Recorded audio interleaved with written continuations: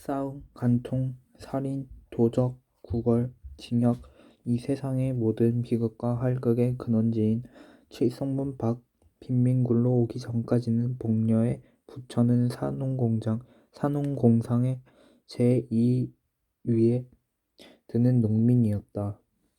복녀는 원래 가난은 하나마 정직한 농가에서 규칙 있게 자라난 처녀였었다.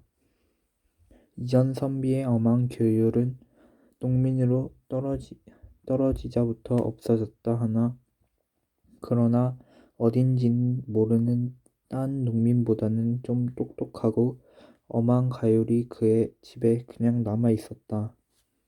그 가운데서 자라난 복녀는 물론 다른 집 처녀들과 같이 여름에 벌거벗고 겨울에서 몇 감고 바짓바람으로 동리를 돌아다니는 것을 예사로 알기는 알았지만, 그러나 그의 마음속에는 막연하나마 도덕이라는 것에 대한 저품을 가지고 있었다.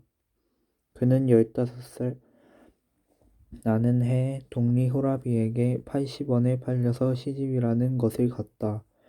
그의 새서방이라는 사람은 그보다 20년이나 위로서 원래의 아버지의 시대에는 상당한 농군으로서 밭도 몇 마지기가 있었으나 그에 내려오면서 하나 둘 줄기 시작하여서 마지막에 복녀를 산 80원이 그의 마지막 재산이었다.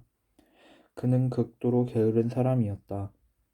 동리 노인을 주선으로 소작 밖에나 얻어주면 종자만 뿌려둔 뒤에는 후치질도 안하고 김도 안 매고 그냥 내버려 두었다가는 가을에 가서는 되는 대로 거두어서 금년은 흉년이네 하고 전주집에는 가져도 안 가고 자기 혼자 먹어버리고 하였다. 그러니까 그는 한 밭을 이태를 연하여 붙여본 일이 없었다. 이리하여 몇 해를 지내는 동안 그는 그 동리에서는 밭을 못 얻을 만큼 인심을 잃고 말았다. 복녀가 시집을 간 뒤 한 3, 4년은 장인의 덕택으로 이렁저렁 지나갔으나 이전 선비의 꼴인 장인은 차사사위를 밉게 보기 시작하였다. 그들은 처가에까지 신용을 잃게 되었다. 그들 부처는 여러 가지로 의논하다가 할 일 없이 평양성 안으로 막벌이로 들어왔다.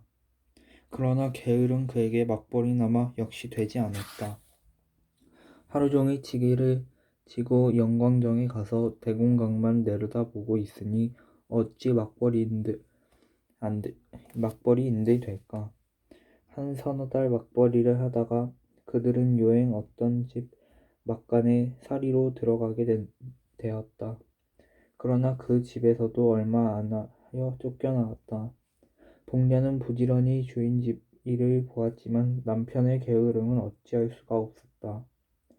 매일 복녀는 눈에 칼을 세워 가지고 남편을 채근하였지만 그의 게으른 버릇은 개를 줄 수 없었다. 뱃섭 좀 치워달라우요. 남 졸음 오는데 임자 치우 시간. 내가 치우나요? 20년이나 밥 먹고 그걸 못 치워?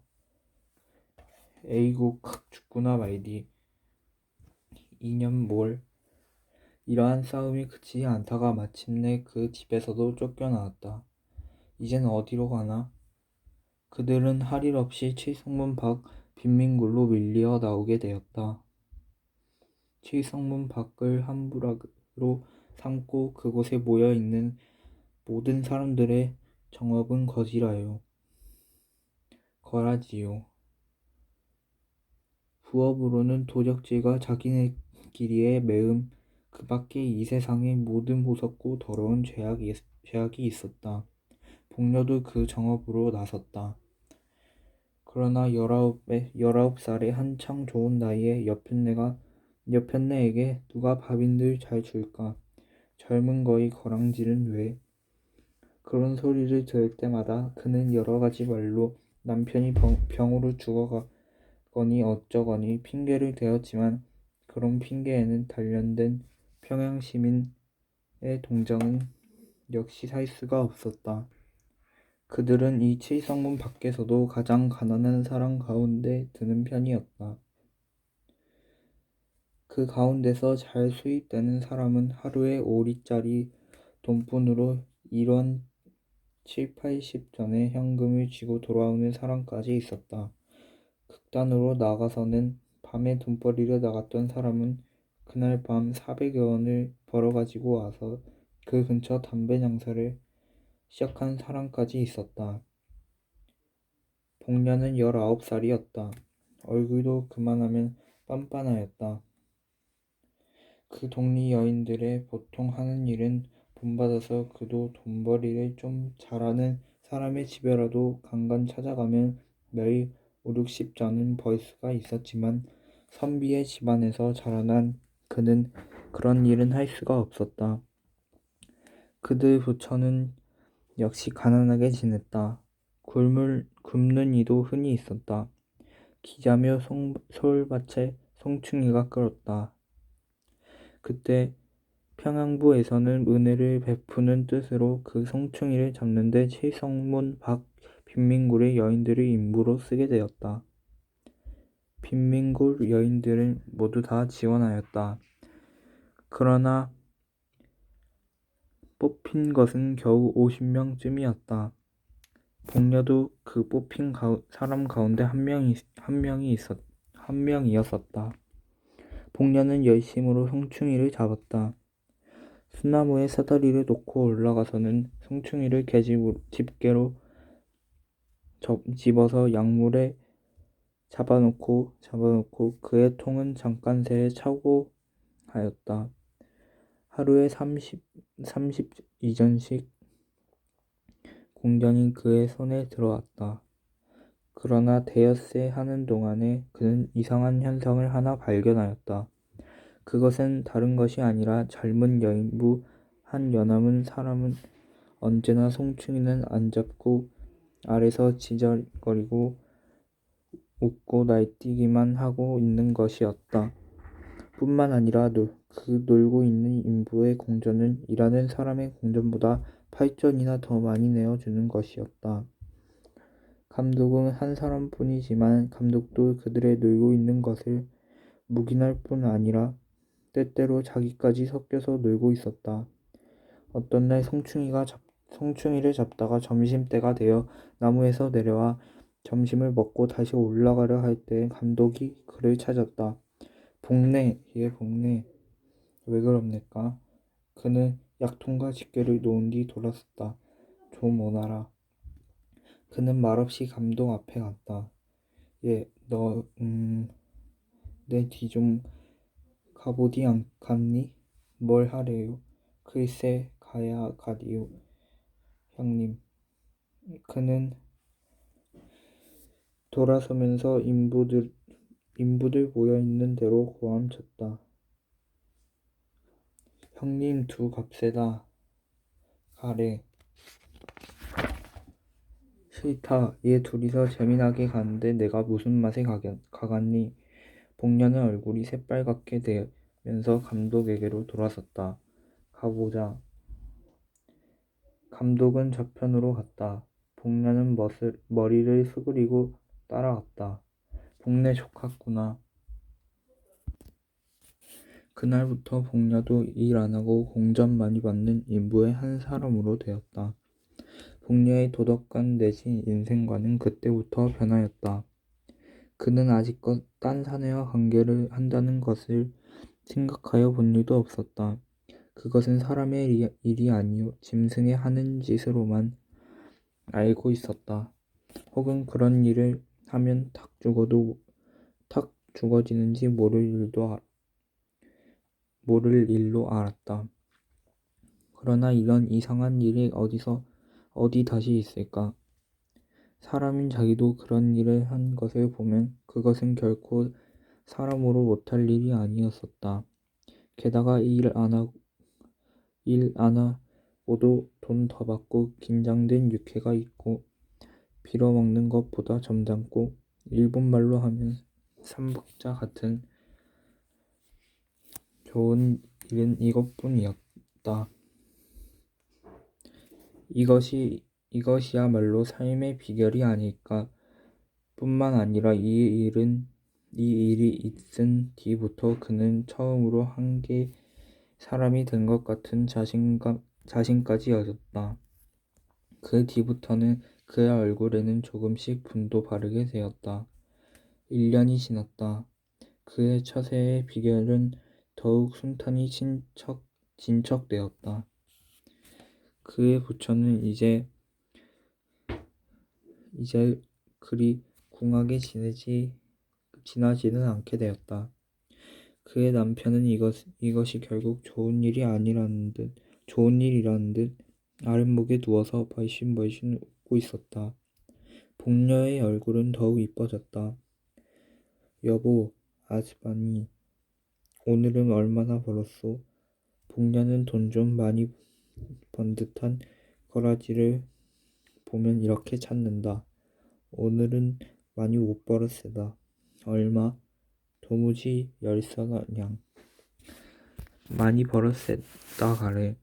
한 된냥 꽤 주소고래.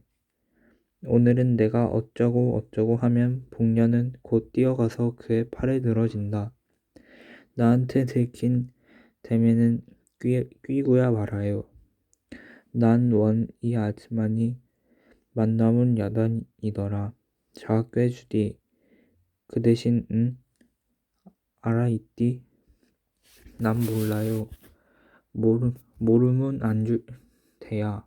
글쎄 알았대도 그런다. 그의 성격은 이만큼까지 진보되었다. 가을이 되었다.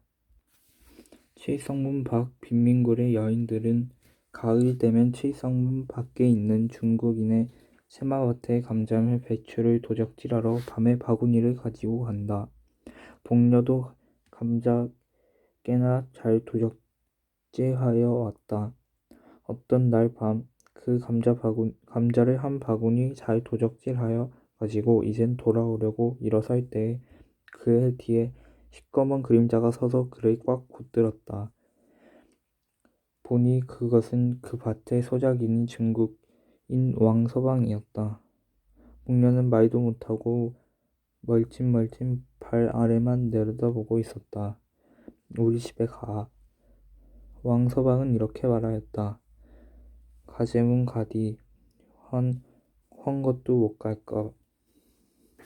복녀는 엉덩이를 한번 획 들은 뒤에 머리를 젖히고 바구니를 저으면서 왕서방을 따라갔다. 1시간쯤 뒤에 그는 왕서방의 집에서 나왔다.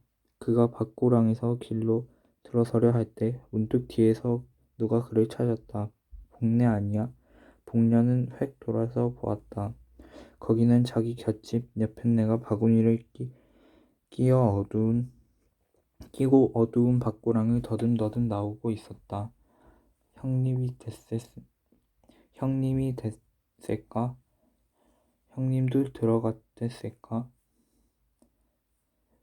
님자도 들어갔댔나? 형님은 네 집에, 나 눅서방네 집에, 님자는 난 왕서방네. 형님 얼마 받았소? 눅서방네 그 깍쟁이놈 배추 3팩이. 난 3원 받았디. 복녀는 자랑스러운 듯이 대답하였다.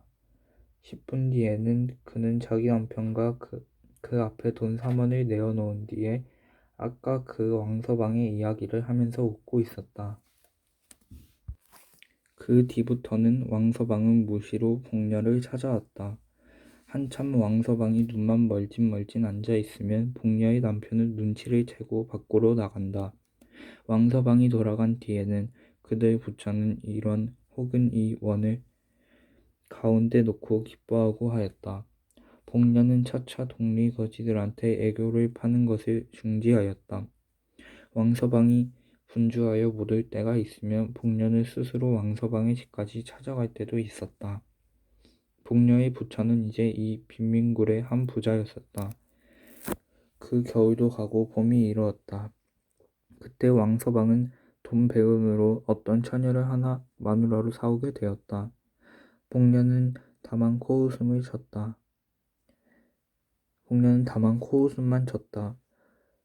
복녀 강짜 하갔구만. 동리 옆엔 애들이 이런 말을 하면 복녀는 흥 하고 코웃음을 웃고 하였다. 내가 강짜를 해? 그는 늘 힘있게 부인하고 하였다. 그러나 그의 마음에 생기는 검은 그림자는 어찌할 수가 없었다. 이놈 왕서방 내두고 보자. 왕서방의 색시를 데려오는 날이 가까웠다. 왕서방은 아직껏 자랑하던 기다란 머리를 깎았다. 동시에 그것은 새색시의 의견이라는 소문이 쫙 퍼졌다. 복녀는 역시 코웃음만 쳤다. 마침내 색시가 오는 날이 이르렀다. 칠보 단장의 사인교가 탄 색시가 칠성문 채맛밭 가운데 있는 왕서방의 집에 이르렀다. 밤이 깊도록 왕서방의 집에는 중국인들이 모여서 벼란 악기를 뜯으며 벼란 곡조로 노래하며 야단하였다. 복녀는 집 모퉁이에 숨어서서 눈에 살기를 띠고 방 안의 동정을 듣고 있었다. 복녀의 얼굴에는 분이 하얗게 발리어 있었다. 신랑 신부는 놀라서 그를 쳐다보았다. 그것을 무서운 눈으로 흘겨보면서 그는 왕서방에게 가서 팔을 잡고 늘어졌다. 그의 입에서는 이상한 웃음이 흘렀다. 자, 우리 집으로 가요. 왕서방은 아무 말도 못하였다. 눈만 정처없이 두룩두룩하였다. 복녀는 다시 한번 왕서방을 흔들었다. 자, 어서. 우리 오늘 밤 일이 있어 볼까. 이른 밤중에 무슨 일. 그래도 우리 일이. 복녀의 입에 아직껏 떠들던 이상한 웃음은 문득 없어졌다. 이까짓것. 그는 발을 들어서 치장한 신부의 머리를 찼다. 자, 가자오. 왕서방은 와들와들 떨었다. 왕서방은 복녀의 손을 뿌리쳤다. 복녀는 쓰러졌다. 그러나 곧 다시 일어섰다. 그가 다시 일어설 때는 그의 손에는 얼른얼른한 낫이 한 자루 들려 있었다. 이 되놈 죽어라. 이놈 나 때렸디. 이놈아 아이고 사람 죽이누나. 그는 목을 놓고 처울하면서 낫을 휘둘렀다. 칠성문 밖 외딴밭 가운데로 홀로 서 있는 왕서방의 집에서는 일장의 활극이 일어났다. 그러나 그 활극도 곧 잠잠하게 되었다. 복녀의 손에 들려 있던 낫은 어느덧 왕서방의 손으로 넘어가고 복녀의 목에는 복녀는 목으로 피를 쏟으면서 그 자리에 고꾸라져 있었다. 복녀의 송장은 사흘이 지나도록 무덤으로 못 갔다. 왕서방은 몇 번을 복녀의 남편을 찾아갔다. 복녀의 남편도 때때로 왕서방을 찾아갔다. 둘이 새해에는 무슨 교섭하는 일이 있었다. 사흘이 지났다. 밤중에 복녀의 시체는 왕서방의 집에서 남편의 집으로 옮겨졌다. 그리고 그 시체에는 세 사람이 둘러앉았다. 한 사람은 복녀의 남편, 한 사람은 왕서방, 또 한 사람은 어떤 한방의사. 왕서방은 말없이 돈주머니를 꺼내어 10원짜리 지폐석 장을 복녀의 남편에게 주었다. 한방의 손에도 10원짜리 2장이 갔다. 이튿날 복녀는 뇌일혈로 죽었다는 한방의 진단으로 공동묘지로 실려갔다.